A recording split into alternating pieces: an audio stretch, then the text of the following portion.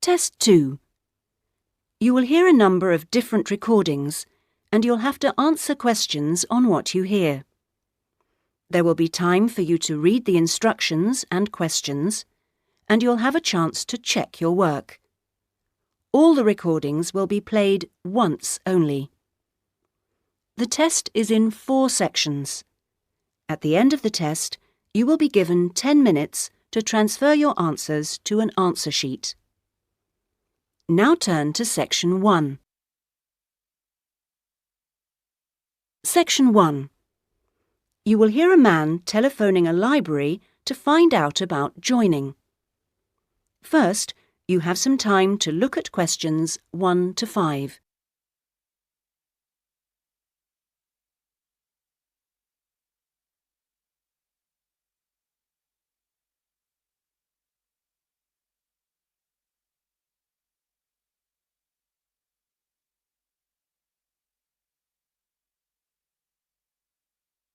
You will see that there is an example which has been done for you.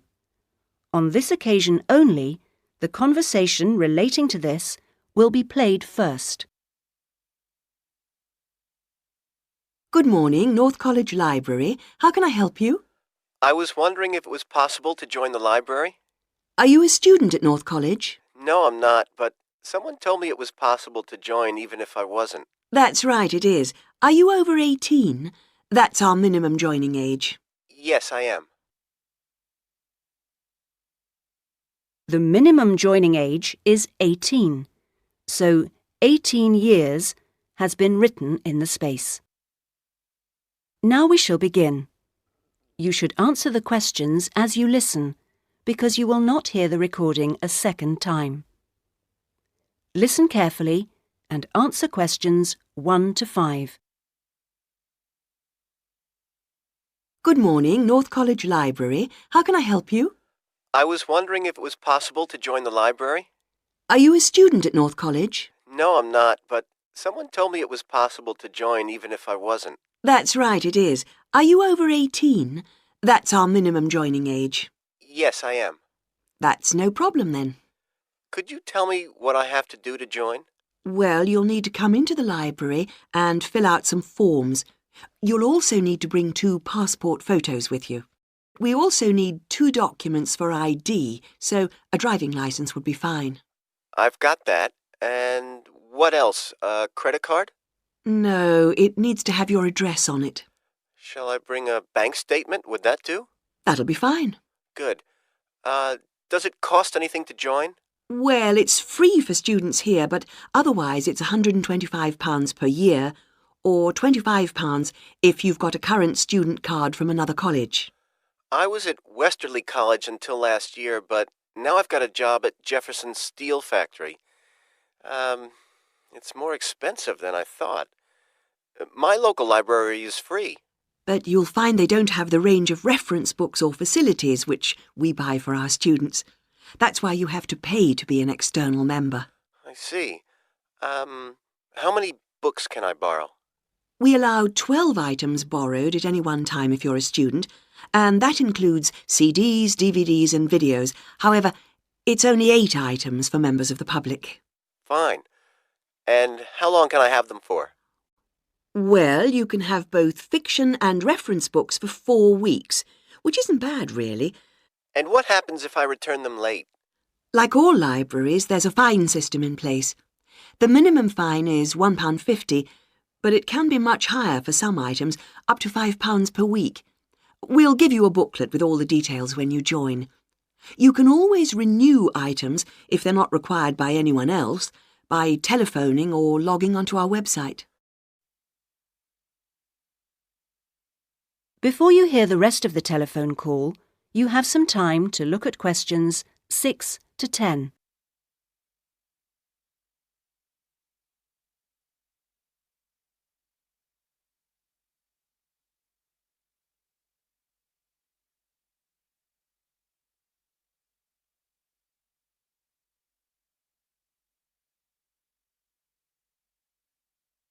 Now listen and answer questions 6 to 10.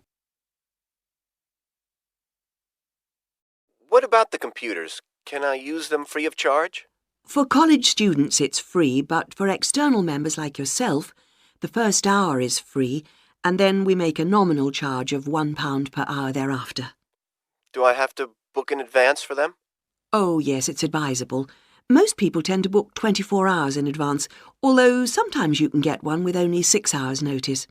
However, the earliest you can book a computer is 48 hours before you need it, and you can only book 1 hour at a time.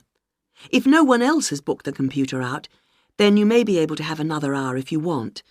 We have a wide range of databases, so the computers are in great demand. I'm thinking of doing some writing, and I might need to access national newspapers. Do you have them on these databases? We do indeed. We've got all the big nationals, The Guardian and The Observer, The Independent, and The Times and Sunday Times. We've also got all the local papers and a wide selection of magazines. Excellent. I assume you have photocopying facilities? Of course. 5p a sheet for both A4 and A3 black and white copies, and 40p a sheet for colour. You can get a card from the counter here. It doesn't take coins. Okay. Oh, by the way, another thing I was wondering about was if you ran any writing classes through the library. We do, but you'll have to speak to John Grantingham about that. He's our resident author. He runs the creative writing classes. John Grant... could you spell that for me, please? Certainly. Grantingham.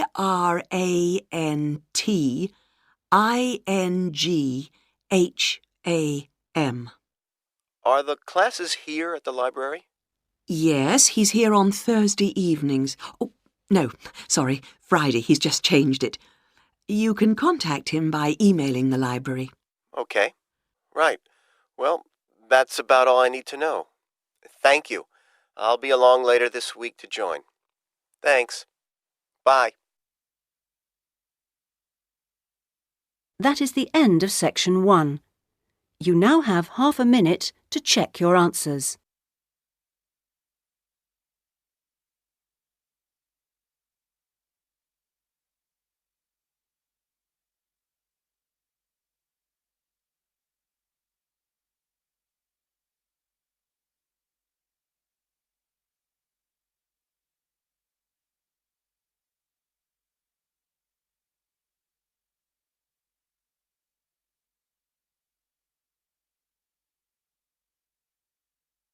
Now turn to section 2.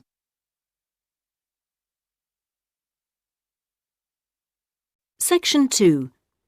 You will hear a man called Dan Pearman talking on the radio about Pedal Power, a UK charity which sends bicycles to people in developing countries. First, you have some time to look at questions 11 to 15.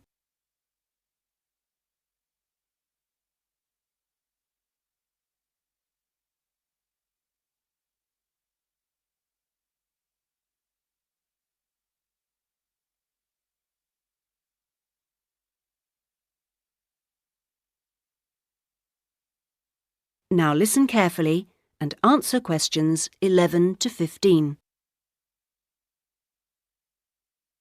My name's Dan Pearman, and I'd like to talk about the work of Pedal Power, a small charity based mainly in the UK. I'll be giving our contact details at the end, if anyone would like to find out more about how to support us. But first, how the charity began. I got the idea of exporting bicycles to developing countries while I was in Ecuador. I went there in 1993, just after graduating from university. After 3 years of studying, I wanted adventure. I loved travelling, so I decided to join a voluntary organisation and was sent to Ecuador to carry out land surveys. The project came to an end after 5 years, and when I returned to the UK in 1998, I started planning Pedal Power. Where I lived in Ecuador was a very rural area. My neighbour had the only bicycle in the village, whereas everyone else walked everywhere. My neighbour's business was unusually successful, and for years I couldn't understand why. Then I realised having a bike meant he could get where he wanted to go without much trouble. Other local carpenters could only accept jobs in a 3-kilometre radius, so no matter how skilled they were, they could never do as many jobs as my neighbour. At Pedal Power, we collect second-hand bikes in the UK and send them to some of the poorest regions in the world. When we distribute bikes overseas, we don't give them away for free. We'd like to, but long-term that doesn't really help the local economy. The demand for bikes is enormous, which makes them very expensive locally. So we sell them for 5% of the normal price. But in order to continue operating, we need to have a constant supply of bikes which we send out every 6 months. One example of a town that's received bicycles from Pedal Power is Rivas. It was the first place I sent a full container of bicycles to. Most people there now own a bicycle. The local economy has developed so much you wouldn't recognise it as the same place. In fact, there are more bikes than on the streets of Amsterdam, if you've ever been there. But Pedal Power still needs your help. You may have read about some of our recent problems in the British media. In August 2000, we simply ran out of money. We had containers of bikes ready to send, but no money to pay the bills. It was a terrible situation. We managed to ensure the bikes went out on time, but the other problems carried on for several months. Before you hear the rest of the talk, you have some time to look at questions 16 to 20.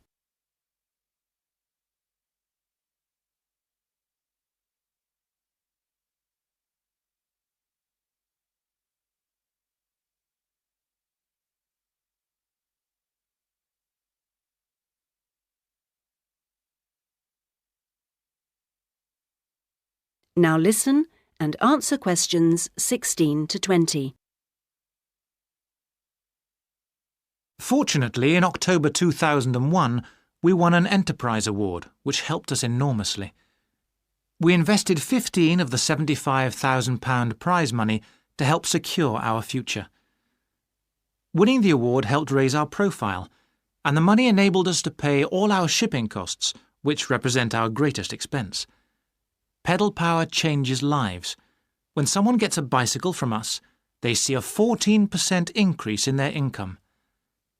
We're currently looking to invest in computers so that our office staff can do an even better job.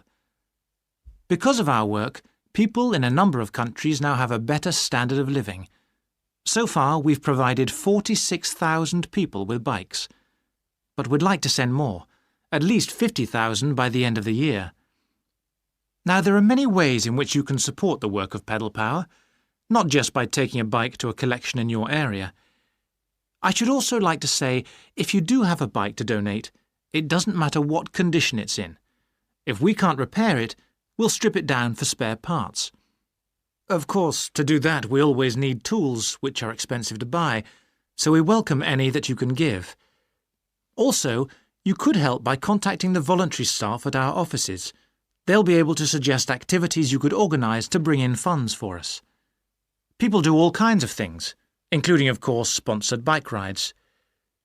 Also, we're always interested to hear of other places that would benefit from receiving a consignment of bikes, and welcome suggestions from people who've been to developing regions on their travels. We hope that by talking on radio programmes like this, we will be able to raise public awareness, which will lead to government organisations also giving us regular financial support, something that we really need. If you'd like some more information about where to donate an old bicycle or offer help in other ways, please contact us on 019.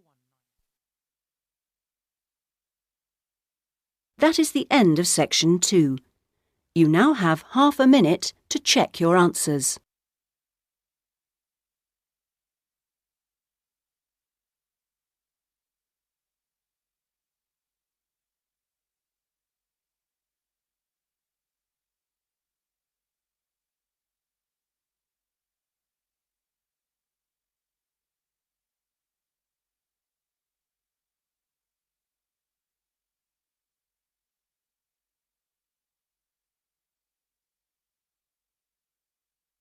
Now turn to section 3.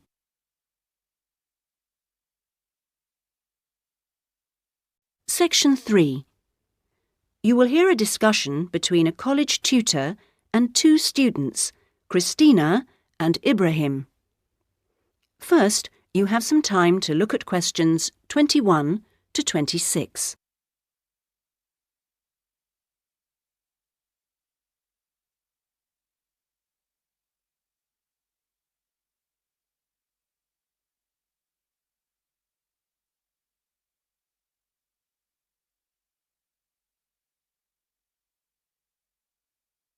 Now listen carefully and answer questions 21 to 26. First of all, I'd just like to say, Christina and Ibrahim, that I really enjoyed watching your video about student life last week. And I could see that the rest of the group did too. You did really well, and I hope that you got a lot out of it. I'd like to use this tutorial as a feedback session where you reflect on the experience of doing the project.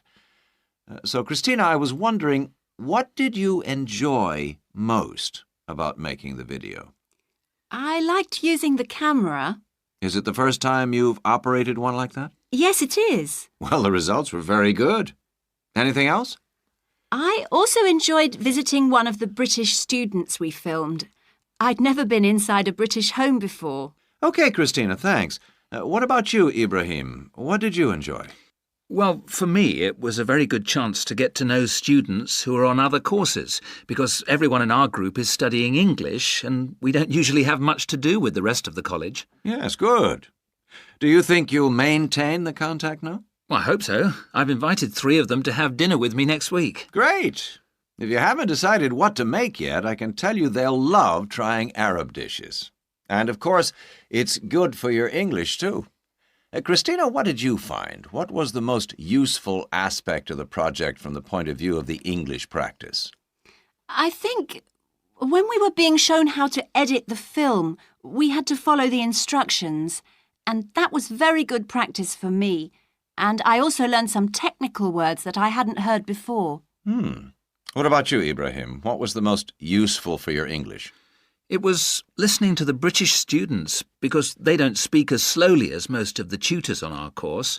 I think they speak at natural speed, so it forces me to get used to it. And they use a lot of slang. So you learned some new words which will be useful? Yes.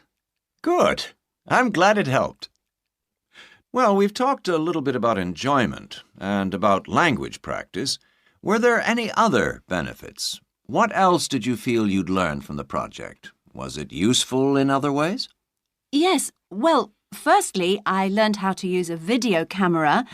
And also, I think I really learned a lot about working together with other people. I've never done anything with a group before, and we had to find ways of cooperating and compromising, and sometimes persuading people when they don't agree with you. Yes, that is a very useful experience, I know. Before you hear the rest of the discussion, you have some time to look at questions 27 to 30.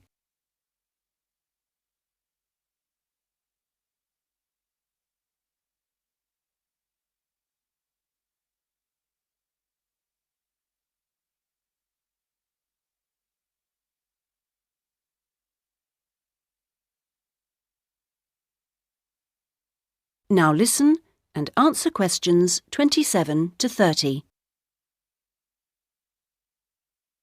What about you, Ibrahim? Well, I think I learnt a lot about how important editing is. When you're filming, you think that everything's going to be interesting, but in fact we cut around half of it in the end, and then it was much better. Good. Well, one last thing I'd like to ask. What mistakes do you think you, as a group, that is, made? I mean, to put it another way, if you had to do it all over again, is there anything you'd do differently? We didn't plan very well. For example, we didn't decide on dates when we'd complete each separate step of the project, and we should have agreed about that in the beginning, because we were always late with everything. Right. Anything else? I think we should have tried to experiment more with the camera. I mean, with angles and the focus and that kind of thing. So you should have been more ambitious. Do you agree, Ibrahim? Not really. In fact, I think we were too ambitious. We were inexperienced, and we didn't have a lot of time, and we tried to do too much to make a long film. Next time I would make a shorter one and try to get the quality better. Well, that's very interesting. Next semester, we will be doing another video project with a different content, of course, but you'll have an opportunity to put into practice what you've learned this time. Do you have any ideas about a different... That is the end of section 3. You now have half a minute to check your answers.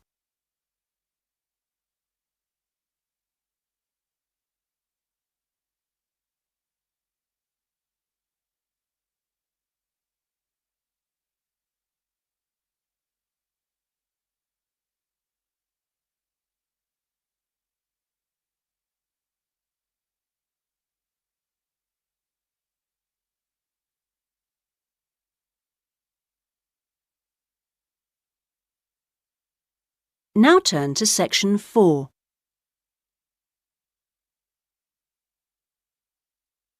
Section 4. You will hear a talk about scientific research in the continent of Antarctica. First, you have some time to look at questions 31 to 40.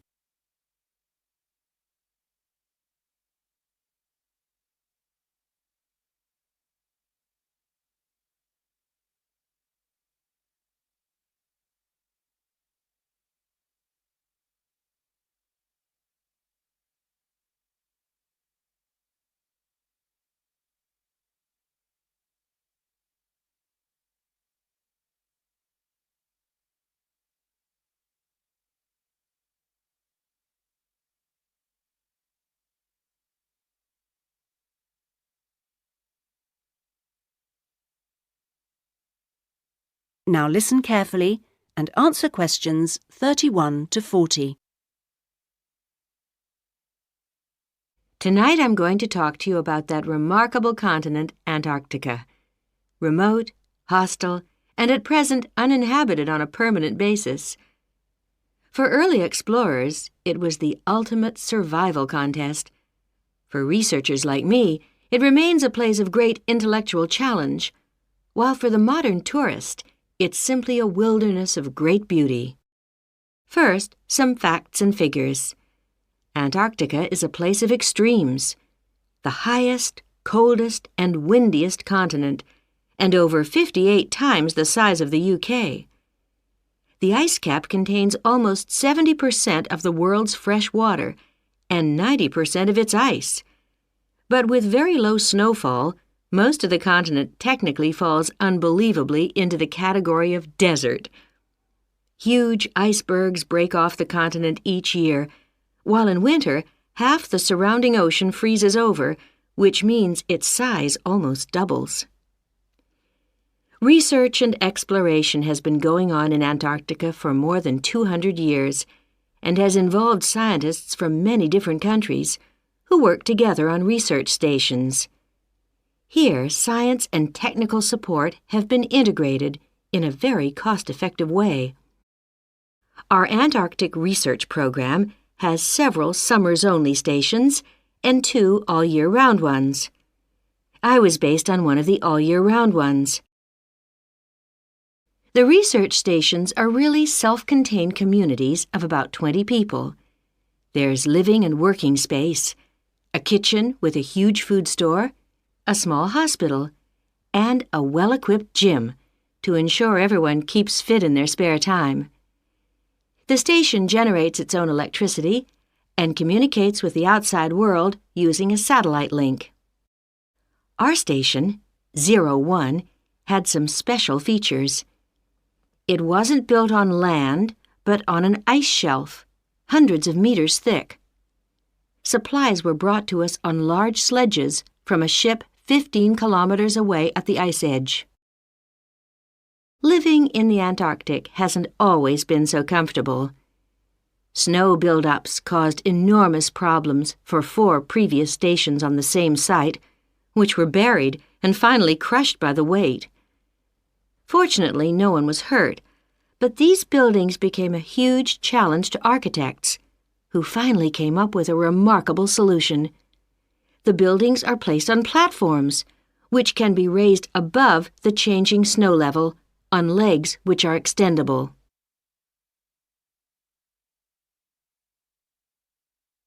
Food is one of the most important aspects of survival in a polar climate. People living there need to obtain a lot more energy from their food, both to keep warm and to undertake heavy physical work. Maybe you know that an adult in the UK will probably need about 1,700 kilocalories a day on average. Someone in Antarctica will need about 3,500, just over double. This energy is provided by foods which are high in carbohydrate and fat. Rations for field work present an additional problem. They need to provide maximum energy, but they must also be compact and light for easy transport. Special boxes are prepared, each containing enough food for one person for 20 days. You may be familiar with coffee processed by freeze-drying, which preserves the quality of the food product while making a large saving in weight. Well, this type of presentation is ideal in our situation. It wasn't available to earlier polar explorers whose diet was commonly insufficient for their health. I think that being at the cutting edge of science has a special appeal for everyone working in Antarctica, in whatever capacity. As a marine biologist, my own research was fascinating, but it's perhaps climate change research that is the most crucial field of study. Within this general field, surveying changes in the volume and stability of the ice cap is vital, since these may have profound effects on world sea levels and on ocean currents. A second important area is monitoring the size of the hole in the ozone layer above Antarctica, since this is an indicator of global ultraviolet radiation levels. Thirdly, bubbles in the ice sheet itself provide an index of pollution because frozen inside them are samples of previous atmospheres over the past 500,000 years, and these provide us with evidence for the effects of such human activities as agriculture and industry. There are an increasing number of opportunities for young people to work for a period in Antarctica, not only as research assistants in projects like mine, but also in a wide range of junior administrative and technical positions, including vacancies for map makers. I hope that the insights I've provided will encourage you to take up these opportunities in this fascinating continent. That is the end of section 4. You now have half a minute to check your answers.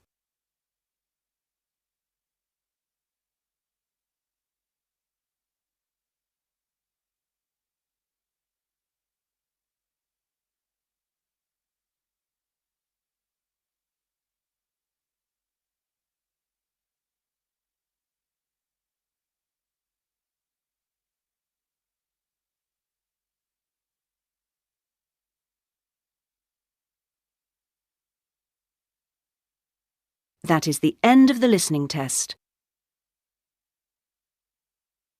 In the IELTS test, you would now have 10 minutes to transfer your answers to the listening answer sheet.